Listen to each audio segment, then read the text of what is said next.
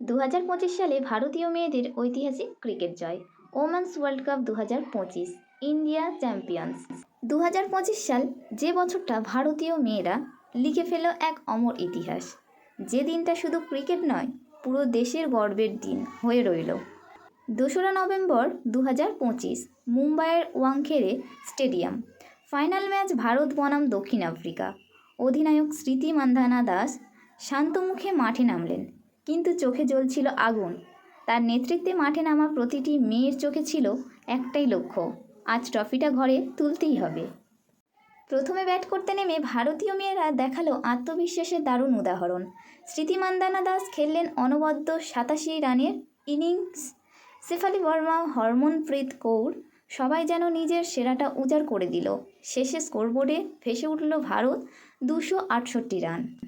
এবার পালা দক্ষিণ আফ্রিকার ব্যাটিংয়ের, কিন্তু বল হাতে দীপ্তি